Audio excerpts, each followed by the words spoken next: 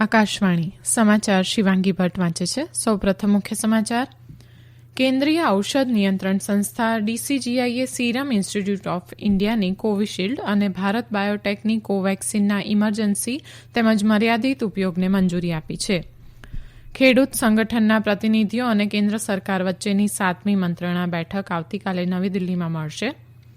પ્રધાનમંત્રી નરેન્દ્ર મોદી આવતીકાલે વીડિયો કોન્ફરન્સના માધ્યમથી નેશનલ મેટ્રોલોજી કોન્કલેવમાં ઉદઘાટન પ્રવચન આપશે. આરોગ્ય મંત્રી ડોક્ટર હર્ષવર્ધને કહ્યું છે કે કોવિડ-19 સામેના રસીકરણ અભિયાનનું આયોજન ચૂંટણી પ્રક્રિયાને આધારે બૂથ સ્તરથી કરવામાં આવ્યું છે. અને ઉત્તર પ્રદેશના ગાઝિયાબાદ જિલ્લામાં મુરાદનગર ખાતે સ્મશાન ઘાટ સંકુલનું છાપરું તૂટી પડતા 17 ડાકુઓ મૃત્યુ પામ્યા અને બીજા અનેક ઘવાયા. રાષ્ટ્રપતિ અને પ્રધાનમંત્રી સહિત અનેક નેતાઓએ દુર્ઘટના અંગે શોક વ્યક્ત કર્યો. સમાચાર વિગતવાર. કેન્દ્રીય ઔષધ નિયંત્રણ સંસ્થા ડીસીજીઆઈએ સીરમ ઇન્સ્ટિટ્યૂટ ઓફ ઇન્ડિયાની કોવિશિલ્ડ અને ભારત બાયોટેકની કોવેક્સિનના ઇમરજન્સી તેમજ મર્યાદિત ઉપયોગને મંજૂરી આપી છે. આજે ભારતના ઔષધ મહાનિયંત્રક વીજી સોમાણીએ એક પત્રકાર પરિષદમાં આ બંને રસીને મંજૂરી આપવાની જાહેરાત કરી. ડીસીજીઆઈએ કહ્યું છે કે બંને રસીઓના આપાતકાલીન ઉપયોગની વિશેષ સમિતિની ભલામણ પછી આ સ્વીકૃતિ આપવામાં આવી છે. સાથે જ કેડિલા હેલ્થકેરને ત્રીજા તબક્કાની ક્લિનિકલ ટ્રાયલ હાથ ધરવાની મંજૂરી આપવામાં આવી છે. પ્રધાનમંત્રી નરેન્દ્ર મોદીએ કોવિડ સામેની લડત માટે વૈજ્ઞાનિકોના પ્રયાસોને બિરદાવ્યા છે અને વધુ સફળતા માટે શુભેચ્છાઓ પાઠવી છે. આ પ્રસંગે ટ્વીટ સંદેશામાં પ્રધાનમંત્રીએ જણાવ્યું કે બંને રસીઓનો ઇમરજન્સી ઉપયોગ એ દરેક ભારતીય માટે ગર્વની બાબત છે. આત્મનિર્ભર ભારતના સ્વપ્નને સાકાર કરવાની દિશામાં વૈજ્ઞાનિકોએ સેવા અને કરુણાની ભાવનાથી સતત કામગીરી કરી તેમની ફરજ બજાવી છે. ગૃહમંત્રી અમિત શાહે આ બંને રસીઓને અપાયેલી મંજૂરીને એક મોટી ઉપલબ્ધિ ગણાવી છે. ટ્વીટ સંદેશામાં તેમણે દેશના આ ગૌરવપૂર્ણ ક્ષણ માટે વૈજ્ઞાનિક સમુદાયને અભિનંદન આપ્યા. તેમણે કહ્યું કે ભારતમાં બનેલી વેક્સિન આત્મનિર્ભર ભારતના પ્રધાનમંત્રીના સ્વપ્નને આગળ ધપાવવામાં મહત્વપૂર્ણ પડાવ સાબિત થશે.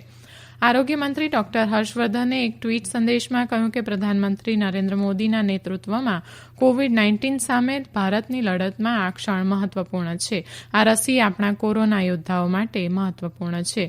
માર્ગ પરિવહન અને ધોરીમાર્ગ મંત્રી નીતિન ગડકરીએ કહ્યું કે આ આપણા સૌને માટે ગર્વની વાત છે કે જે રસીઓને મંજૂરી અપાઈ છે તે સ્વદેશમાં વિકસિત કરવામાં આવેલી છે. ખેડૂત સંગઠનના પ્રતિનિધિઓ અને કેન્દ્ર સરકાર વચ્ચેની 7મી મંત્રણા બેઠક આવતીકાલે નવી દિલ્હીમાં મળશે. ગઈ 30મી ડિસેમ્બરે યોજાયેલી 6ઠ્ઠા તબક્કાની મંત્રણા દરમિયાન કૃષિમંત્રી નરેન્દ્રસિંહ તોમરે ખાતરી આપી હતી કે સરકાર ખેડૂતોની સમસ્યાઓ ઉકેલવા કટિબદ્ધ છે, પરંતુ સૌને સ્વીકાર્ય ઉકેલ લાવવા બંને પક્ષોએ આગળ આવવાની જરૂર છે. તેમણે જણાવ્યું હતું કે ખેડૂતોના 4માંથી 2 પ્રશ્નોના ઉકેલ વિશે સહમતિ સધાઈ છે. તેમાં પહેલો પર્યાવરણને લગતો અને બીજો વીજળી ધારાને લગતો છે. શ્રી તોમરે ખેડૂતોને ખાતરી આપી હતી કે લઘુત્તમ ટેકાના ભાવ અને ગંજ બજારની વ્યવસ્થા પહેલાની જેમ જ ચાલુ રહેશે. જો કે લઘુત્તમ ટેકાના ભાવનો કાયદો અને બજાર ભાવ તથા ટેકાના ભાવ વચ્ચેના તફાવતનો મુદ્દો નવી રચાનારી વિશેષ સમિતિને સોંપવામાં આવશે. તે જ રીતે કૃષિ કાયદા રદ કરવાનો પ્રશ્ન પણ સમિતિને સોંપવામાં આવશે. તે જ રીતે આ સમિતિ ખેડૂતોના હિતને ધ્યાનમાં રાખીને કાયદાની બંધારણીય વૈધતાનો અભ્યાસ કરીને નિર્ણય લેશે. કૃષિમંત્રીએ ખેડૂતોને ખાતરી આપી હતી કે સરકારનું મન ખુલ્લું છે અને શુદ્ધ ઇરાદાથી ખેડૂતોના તમામ પ્રશ્નો ઉકેલવા તત્પર છે. પ્રધાનમંત્રી નરેન્દ્ર મોદી આવતીકાલે વીડિયો કોન્ફરન્સના માધ્યમથી નેશનલ મેટ્રોલોજી કોન્કલેવમાં ઉદઘાટન પ્રવચન આપશે.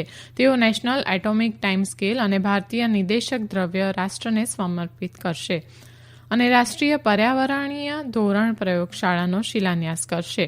આ પ્રસંગે આરોગ્ય મંત્રી ડોક્ટર હર્ષવર્ધન પણ ઉપસ્થિત રહેશે. National atomic time scale 2.8 nano સેકન્ડની ચોકસાઈ સાથે ઇન્ડિયન સ્ટાન્ડર્ડ ટાઇમ નક્કી કરે છે. નેશનલ મેટ્રોલોજી કોન્કલેવ 2021નું આયોજન વૈજ્ઞાનિક અને ઔદ્યોગિક સંશોધન પરિષદ નેશનલ ફિઝિકલ લેબોરેટરી નવી દિલ્હી દ્વારા કરવામાં આવ્યું છે. પ્રધાનમંત્રી નરેન્દ્ર મોદી મંગળવારે સવારે 11 વાગે વીડિયો કોન્ફરન્સના માધ્યમથી કોચ્ચી મેંગલુરુ પ્રાકૃતિક ગેસ પાઇપલાઇન દેશને સમર્પિત કરશે. આ આયોજન વન નેશન વન ગેસ ગ્રીડની દિશામાં સીમાચિહ્નરૂપ છે. આ પાઇપલાઇન 450 કિલોમીટર લાંબી છે, જેને ગેલ ઇન્ડિયા લિમિટેડ દ્વારા બનાવવામાં આવી છે. તે પ્રતિ દિવસ 1 crore 20 lakh metric ton standard cubic metre પરિવહન ક્ષમતા ધરાવે છે. તેનાથી એર્નાકુલમ, થ્રીસુર, પાલક્કડ, મલ્લાપુરમ, કોઝિકોડ, કન્નૂર અને કાસરગોડ જિલ્લાઓમાં થઈને કેરળના કોચીમાં તરલ પ્રાકૃતિક ગેસ એલએનજી રેગ્યુલેશન ટર્મિનલથી પ્રાકૃતિક ગેસ પરિવહન કરવામાં આવશે.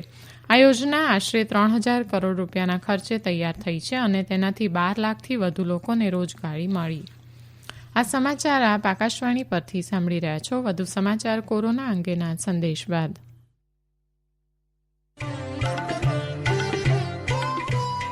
કોવિડથી બચવાના મહત્વપૂર્ણ 3 ઉપાય: માસ્ક પહેરો, 2 ગજનું સલામત અંતર જાળવો અને હાથ સાફ રાખો.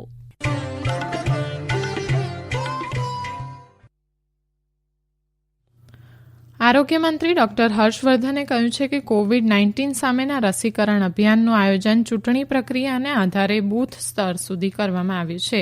આજે સવારે એક ટ્વીટમાં શ્રી હર્ષવર્ધને કહ્યું કે કુશળ કર્મચારીઓ વધારવા માટે એક વિશાળ કવાયત ચાલી રહી છે. 719 જિલ્લાઓમાં 57,000થી વધુ સહભાગીઓએ તાલીમ પૂર્ણ કરી છે અને અત્યાર સુધીમાં 96,000 રસી આપનારાને તાલીમ આપવામાં આવી છે. મંત્રીશ્રીએ જણાવ્યું કે ખાસ રીતે ડિઝાઇન કરાયેલા રસીકરણ કેન્દ્રોમાં અલગ પ્રતીક્ષા ખંડ, રસીકરણ રૂમ અને નિરીક્ષણ રૂમ હશે. 100 લાભાર્થીઓને સેવા આપવા 5 સભ્યોની ટીમ છે અને વધારે લાભાર્થીઓ માટે વધારાના કર્મચારીઓ રહેશે. રસીકરણ પછી વિપરીત અસરની ઘટનાઓને પહોંચી વળવા માટે એનાફિલેક્સિસ કિટ્સ આપવામાં આવશે.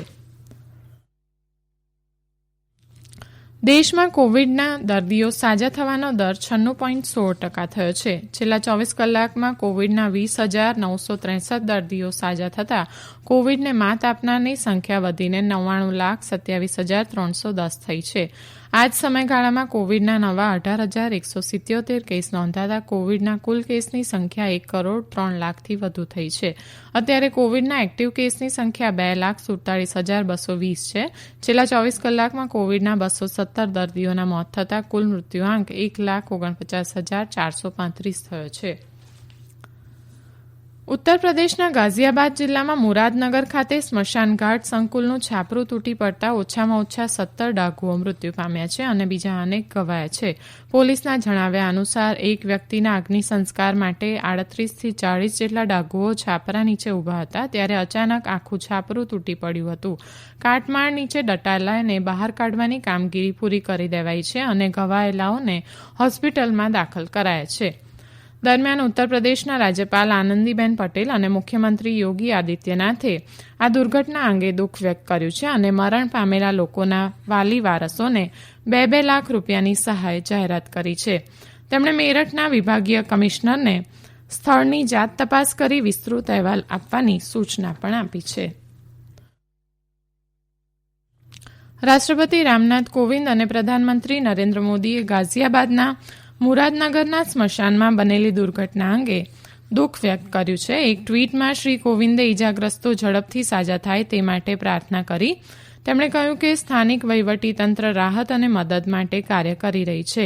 પ્રધાનમંત્રી નરેન્દ્ર મોદીએ એક ટ્વીટમાં આ ઘટનામાં મૃત્યુ પામનારના પરિવારજનો માટે શોક વ્યક્ત કર્યો અને ઇજાગ્રસ્તો ઝડપથી સાજા થાય તે માટે કામના કરી. સંરક્ષણ મંત્રી રાજનાથસિંહે પણ આ દુર્ઘટના અંગે દુઃખ વ્યક્ત કર્યું છે.